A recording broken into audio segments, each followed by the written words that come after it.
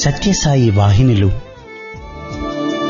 మానవాళి ఉద్ధరణకై సాయి భగవానుని దివ్య హస్తాల నుండి జాలువారిన ఆధ్యాత్మిక సాహితీ సౌరభాలు.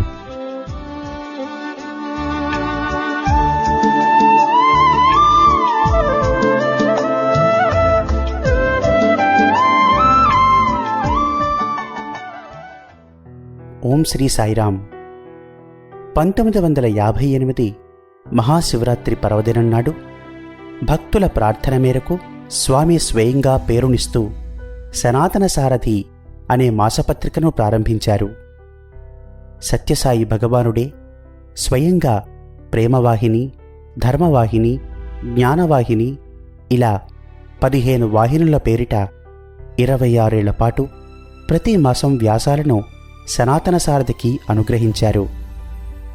సాయి తత్వబోధ, సాయి ప్రేమ సారం ఈ 15 వాహినులలో నిక్షిప్తమై ఉంది. ఆ వాహినుల పరంపరలోని ఇప్పుడు మీరు వినబోయేది సత్యసాయి వాహినిలోంచి ఒక భాగం.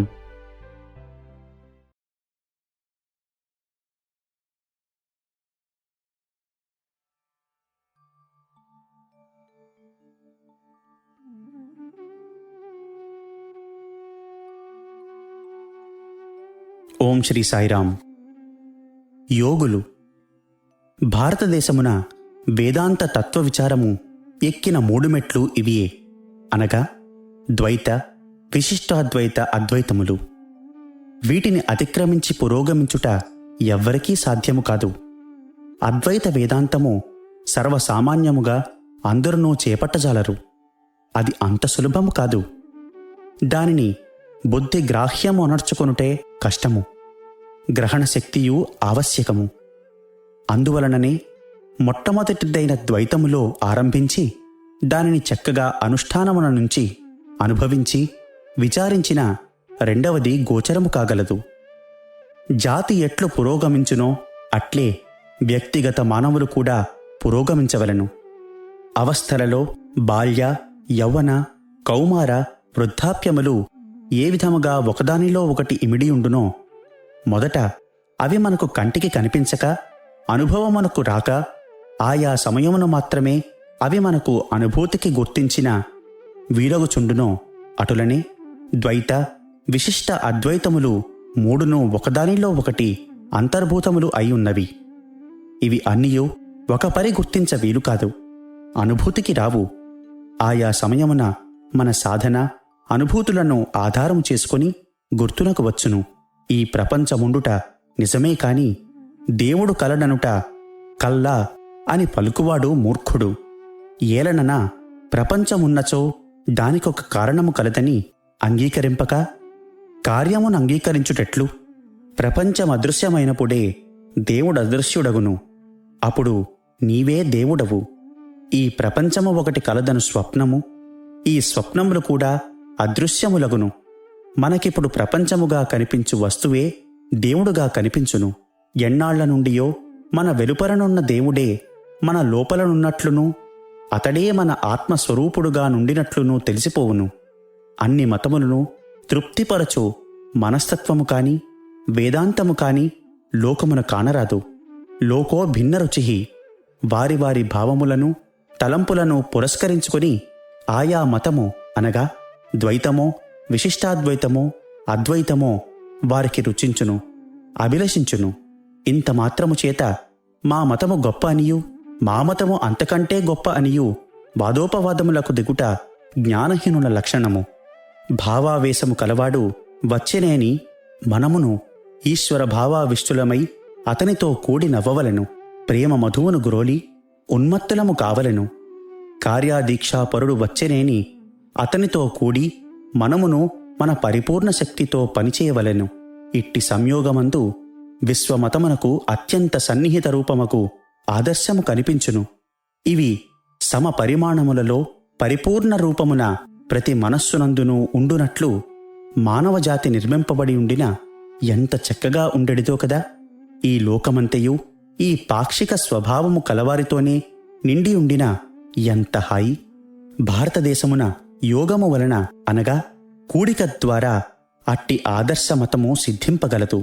కార్యశూరుడు ఈ యోగముచే మానవునకు మానవ లోకమునకు కూడిక సాధించును.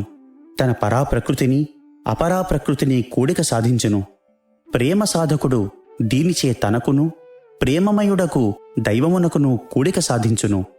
ఈ యోగ మార్గమునకు సంస్కృతమున వేర్వేరు పేర్లు కలవు. అట్టి కూడిక సాధించువారిని యోగులని అందురు. కార్యశూరుడు కర్మయోగి, ప్రేమ మార్గానుసారి భక్తియోగి, అంతఃశక్తి సాధకుడు రాజయోగి, తత్వమార్గ సాధకుడు జ్ఞానయోగి.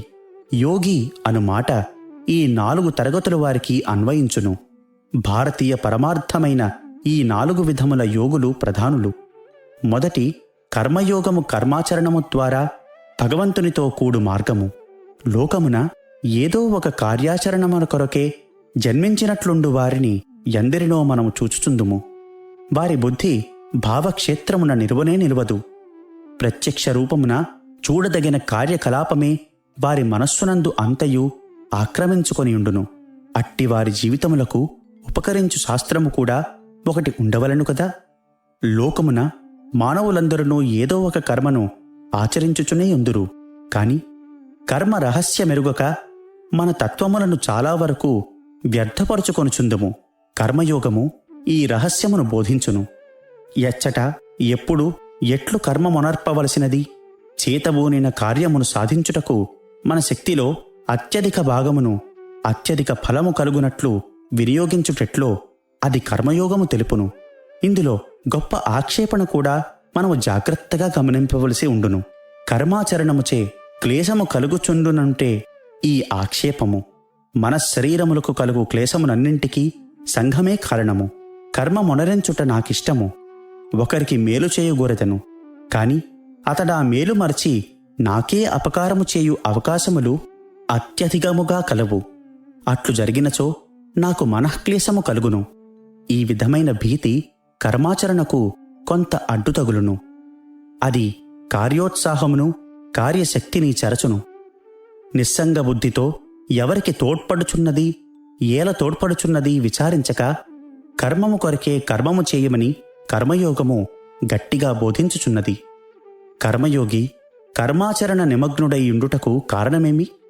అది అతని నైజము. అది అతనికి హితమని తోచును గనుక అంతియే. అతనికి మరొక ఫలాపేక్ష ఉద్దేశమేదియూ ఉండరాదు. అతడు నిరంతరము పరులకు ఇచ్చువాడే కాని పుచ్చుకొనువాడు కాడు. కర్మయోగి అట్టివాడు, క్లేశమునకు అతీతుడు. ఇక రెండవది భక్తియోగము. ఇది భావావేశ స్వభావము కలవాని ప్రేమపూరిత హృదయుని మార్గము. భగవంతుని తన ప్రేమప్రదముగా చేసుకొనవలనని అతని అభిలాష. అందుకై అతడు ఏవేవో కర్మకలాపములు చేయు అభిలేషించును. పరిమళ ధూపమును, పుష్పములను, సుందర మందిరమును, మనో ఆకర్షణీయమైన ఆధారములు ఆశ్రయించును. అది సరియైన మార్గము కాదందురా? కాదు.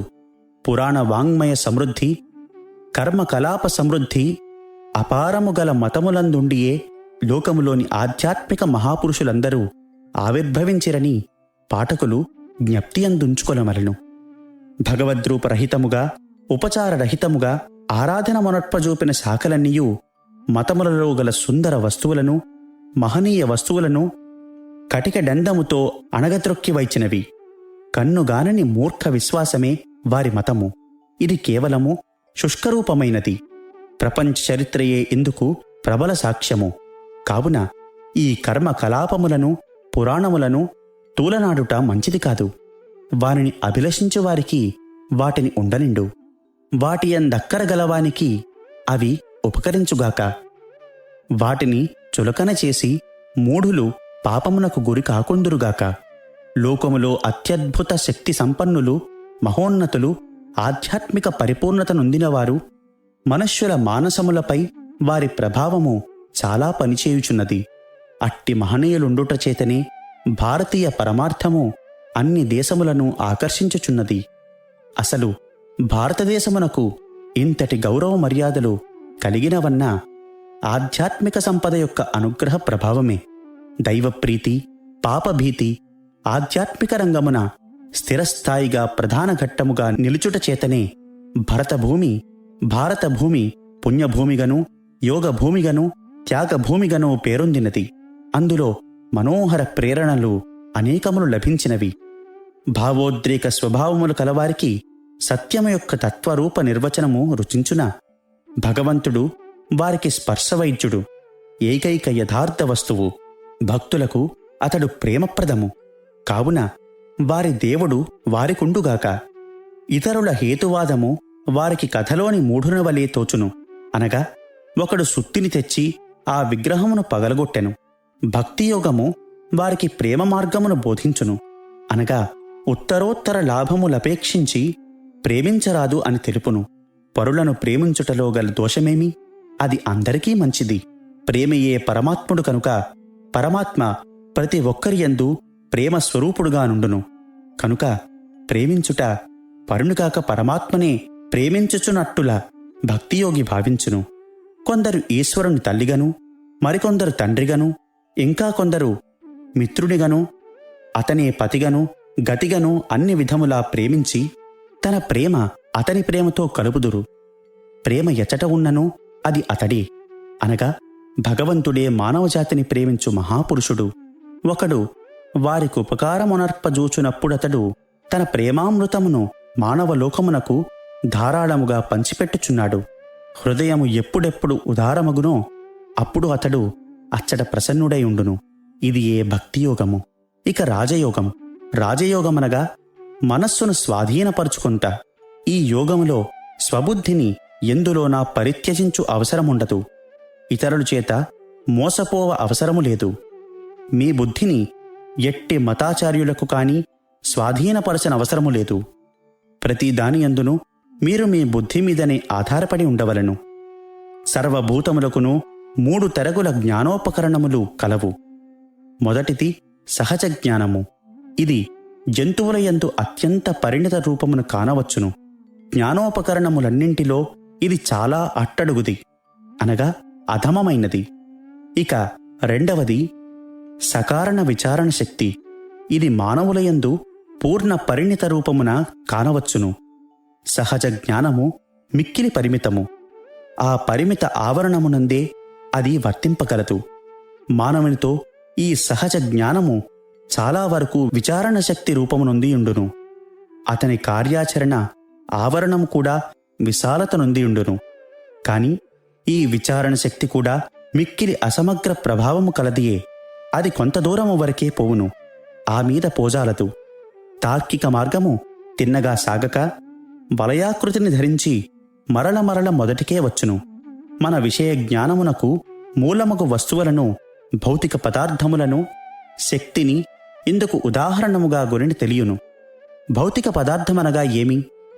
భౌతిక పదార్థముపై ఏది తన బలమును ప్రయోగించినో అది ఇంతమాత్రములో ఆగిపోదు.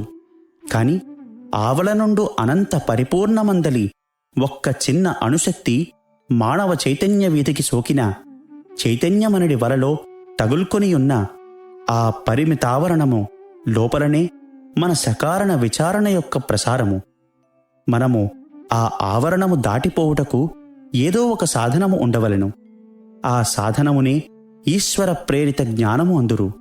అనగా మనకు గల జ్ఞాన సాధనలు 3: సహజ జ్ఞానము, యుక్తియుక్త విచారము, ఈశ్వర ప్రేరిత జ్ఞానము. ఇందులో మొదటిది జంతువులది, రెండవది మానవులది, మూడవది దివ్య పురుషులది. కాని ఈ 3 అంకురములు కొద్దిగనో గొప్పగనో వికసించి ప్రతి మానవుని యందు కానవచ్చును. ఇవన్నీయు అంకుర రూపమున నుండినే కదా పరిణిత రూపమునందగలవు. మరొక విషయము కూడా జ్ఞప్తి పెట్టుకొనవలెను.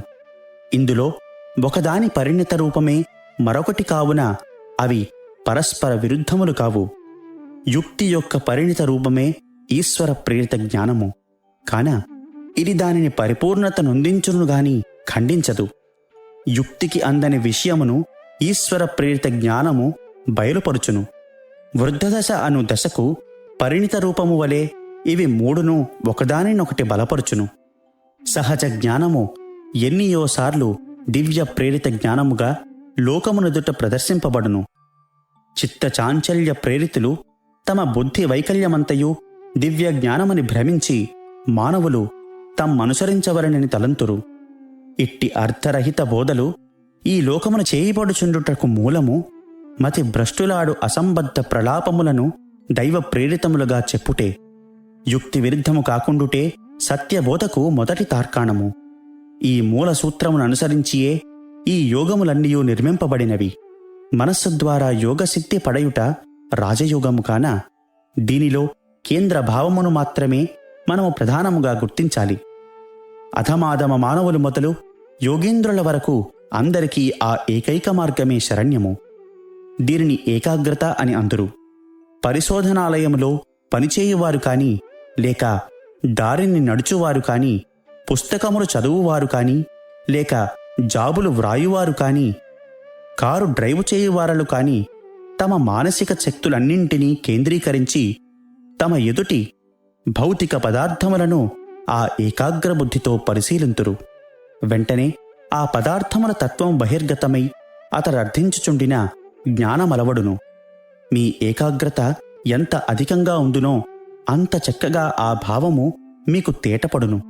నా ప్రేమను, నా మానసిక శక్తులను నేను కేంద్రీకరించుకొలది నా భావమును మీకు విశదీకరించు శక్తి ఎక్కువగును. ఈ కేంద్రీకరణ శక్తి ఎక్కువగు కొలది జ్ఞానార్జన మధికమగుచుండును. జ్ఞానార్జనకు ఇది ఏకైక మార్గము.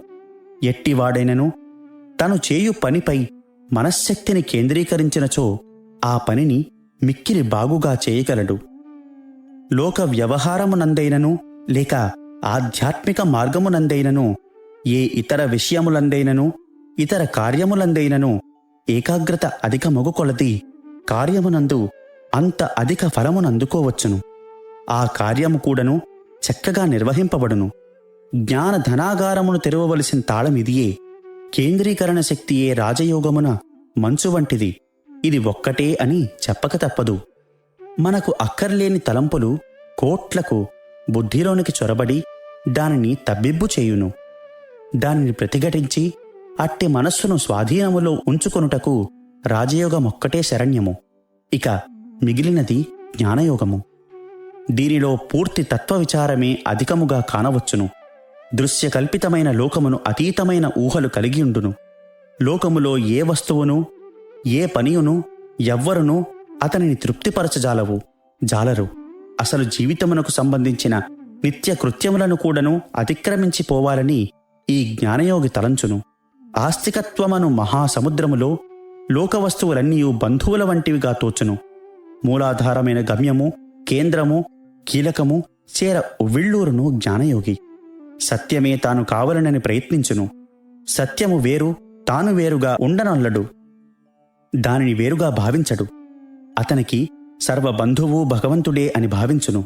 అన్య చింతలు కాని, అన్య బంధములు కాని, అన్య వాంఛలు కాని ఉండవు. అంతా దైవమే. కష్టమైనను సుఖమైనను, లాభమైనను నష్టమైనను అతనికి భేదము లేక అద్వైత దర్శన స్థితిని అనుభవించగోరును. అదే సరి అయిన జ్ఞానము. అట్టి భావముల కల వ్యక్తికి జగత్తంతయు నిస్సారమగు మిథ్యా దృశ్యమను భావము కలుగును. అయితే ఇంద్రియములు మధ్య మధ్య అట్టి భావమును క్రిందికి లాగును. ప్రపంచ వ్యామోహమున పడత్రోయుటకు ప్రయత్నించును. కాని అతి జాగ్రత్తగా ఇంద్రియములను అదుపులో ఉంచుకొని దానిని ఎట్లైనను ప్రక్కకు నెట్టి క్రమేణా భగవంతుని సమీపింపగోరును. అణువులో అణువుగాను, ఘనమునందు ఘనముగాను ఉండు శక్తి దైవమొక్కడే అని గుర్తించి ప్రవర్తించును. పరమార్థ దృష్టికి సర్వభూతములు ఒకే వస్తువనియు, ప్రతి ఒక వ్యక్తి భూలోకములో రూపమెత్తిన భగవంతుడేనని అనుభవించుటకు ప్రయత్నించును. అయితే ఇట్టి భావములు ఉండినంత మాత్రమున జ్ఞానయోగి కాజాలడు. వీటిని అనుభూతిలోనికి తెప్పించుకొనవలెను. అనుభవ సిద్ధములుగా చేసుకొనవలెను. ఇది అత్యంత ముఖ్యము. బుద్ధికి మాత్రము తెలిసిన చాలదు. కడకు అవి మన జీవిత రూపమందవలెను. కేవలము భావ సముదాయముగా, సిద్ధాంత సముదాయముగా నుండుట మాని మన ఆత్మలోనికి ప్రవేశించవలెను. నేడు బుద్ధి సమ్మతముగానున్న అనేక విషయములు కాని, వస్తువులు కాని రేపు విరుద్ధ వస్తువులు, విరుద్ధ విషయములుగా భావించవచ్చును. బుద్ధి సమ్మతము కూడాను స్థిరము కాదు, శాశ్వతము కాదు. భావములు మార్పు చెందును కదా. అవి సత్యధర్మములు కావు. ఆత్మ అంతయు తన విశ్వాసానుసారముగా ఉండవలెను. అదే ఆస్తిక ధర్మము, అదే జ్ఞానయోగము. భారతీయ పరమార్థమున వేదమును ఈశ్వరవాణి అని చెప్పబడెను. భారతీయులకు ఇవే మూలాధారములు, ప్రధాన ప్రమాణములు. ఇవి ప్రాచీన ఋషులచే తెలుపబడెను. ఇవి మానవ భాషితములు కావు, రచనలు కావు, గురు శిష్యుల పరంపరగా పోషింపబడినవే. దీని పుట్టుక ఇప్పుడు అప్పుడు అని ఇంతవరకును ఎవ్వరూ కనిపెట్టలేకపోయిరి. ప్రయత్నించియు వారి వారి ఊహాభావములను కొంత వెల్లిబుచ్చిరి కాని అంతా తెలుసుకున్నవారు ఇంతవరకు కనిపించలేదు. ఇక మీదట కూడాను నిర్ణయించలేరు. అవి సనాతనమైనవి. ఊహించి విశ్వసించుట ఉత్తమము. ఈ సమయమున మనమొక ముఖ్య విషయాన్ని జ్ఞప్తి అందుంచుకొనవలెను. లోకములో గల తక్కిన మతములన్నీయూ తమ ప్రామాణికతకు ఆధారముగా అందరి సందేశము ఒక సాకార దైవమో, కొందరు మహాపురుషులో, దైవాంశ సంభూతులో కొందరికి అందజేసిరని పలుకును. భారతీయులుట్లు కాదు. వేదముల ప్రామాణికత మానవులపై ఆధారపడినది కాదనియు, అవి సనాతనములనియు, ఈశ్వర జ్ఞానమయములగుటిచేత స్వయం ప్రామాణికములనియు చెప్పవచ్చును. అవి రచింపబడినవి కావని గుర్తించవలెను. ఇవి మనకు తెలియక పూర్వము కూడానూ ఉన్నవి, కలకాలము నిలిచియే ఉన్నవి. సృష్టింపబడినవి కావు. సృష్టి ఎట్లు అపారము, శాశ్వతము, ఆద్యంతరహితమో అటులనే ఈశ్వరవాణి కూడాను శాశ్వతము, అపారము, ఆద్యంతరహితము. వేదము విత్ అనగా ఎరుగుట, అనగా జ్ఞానము. దీనిని మహారుషులు దర్శించి ప్రకటించిరి. వారే మంత్రద్రష్టలు. అసలు ఋషులనగా మంత్రద్రష్టలనే అర్థము. ఒకటి కర్మకాండ, రెండవది జ్ఞానకాండము. మొదటిది అనగా కర్మకలాపభావము, పారమార్థిక జ్ఞానమార్గము, భావము. కర్మకాండలో వివిధ క్రతువులు పేర్కొనబడినవి. ఆ క్రతువులలో అత్యధిక భాగము ఇప్పటి పరిస్థితిని, గతిని అనుసరించి సాధ్యము కావని విడనాడబడినవి. అయితే కొన్ని ఈనాటికిని ఏదో ఒక రూపమున నిలిచియే ఉన్నవి. కర్మకాండలో ముఖ్య భావము మానవ ధర్మములు, గృహస్థ, వానప్రస్థ, సన్యాస, బ్రహ్మచర్యములనబడు ఆశ్రమ ధర్మములు, వివిధ పదవీ ధర్మములు నేటికిని కొంత కొంత అంతో ఇంతో మార్పు చెందినను లోకమున కనిపించుచున్నవి. ఈ పారమార్థిక భావములు రెండవ భాగమున అనగా జ్ఞానకాండమున వీటినే వేదాంతము, వేదాగ్రము, వేదసారము, వేద పరమార్థము, వేద విజ్ఞాన సారము అనునవి ఉపనిషత్తులని పిలువబడుచున్నవి. ద్వైతులు కాని, విశిష్టాద్వైతులు కాని, అద్వైతులు కాని, లేక శైవులు కాని, వైష్ణవులు కాని, శాక్తులు కాని, పౌరులు కాని, గాణపతులు కాని ఎవరైనను వేదోపనిషత్తుల ప్రమాణములను అంగీకరించియే తీరవలను. ఎవరి ఇష్టప్రకారము వారు ఆయా ఉపనిషత్తులకు అర్థములు వేరువేరుగా చెప్పుకొనవచ్చును. వారికి ఆ విషయమున పరిపూర్ణ స్వేచ్ఛ గలదు. కాని వాని ప్రామాణికత అంగీకరింపకుండు స్వేచ్ఛ ఎవరికీ లేదు. కావుననే ఇక్కడ హిందూ శబ్దమునకు, భారత శబ్దమునకు వేదాంత శబ్దములను ఉపయోగించుకొనుచున్నాము. ఇప్పుడు వ్యాప్తిలోనున్న మత శాఖలనియూ అపరిపక్వముగానున్నను, కనిపించినను, వాటి ఉద్దేశములెంత దురవగాహముగా తోచినను, సావధానముగా విచారించినచో, పఠించినచో, పరిశీలించినచో వాటన్నింటికీ ఉపనిషద్భావములే మూలములని తెలియవచ్చును. భారత జాతిలోనికి లేక హైందవ మతములోనికి ఉపనిషత్తులంత పూర్తిగా లోతుగా దిగబడిపోయినవి. కావుననే విగ్రహాది రూపములందు అవి ఆరాధింపబడుచున్నవి.